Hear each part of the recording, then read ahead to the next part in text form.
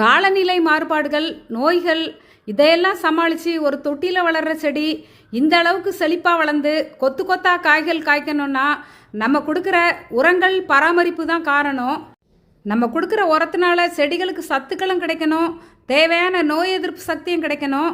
நான் இங்கே மாட்டு சாணம், சாம்பல், வேப்பமுன்னாக்கு 3ஐயும் கலந்து எடுத்து வச்சுருக்கேன். இந்த மாதிரி கலவை உரங்களை கொடுக்கும்போது செடிகளுக்கு எல்லா விதமான சத்துக்களுமே கிடைக்கி. தக்காளி செடிகள்னாலும் சரி, வேறு எந்த காய்கறி செடிகள்னாலும் சரி, பூ பூக்கிற நேரங்களில் நம்ம சொன்ன மாதிரி சத்தான உரங்களை கொடுக்கும்போது தான் அந்த செடிகள் நமக்கு இந்த மாதிரியான நல்ல பலன்கள் தரும். நம்ம எந்த உரங்கள் கொடுத்தாலும் உரம் கொடுக்கறதுக்கு முன்னாடி மண்ணை நல்லா கிளறி லூஸ் பண்ணி விட்டுட்டு தான் உரங்கள் கொடுக்கணும். உரம் கொடுத்த பின்னாடியும் தொட்டியோட மேல் பரப்பை காஞ்ச இலைத்தலைகள் வச்சு நல்லா மல்ச்சிங் பண்ணி விடணும். மல்ச்சிங் பண்ணி விடுறதுனால தொட்டியில் ஏராளமான நுண்ணுயிர் பெருக்கம் ஏற்படுது. இந்த உரம் கொடுக்கறத பற்றி லாங் வீடியோ நம்ம சேனலில் வெளியிட்டிருக்கோம். கீழே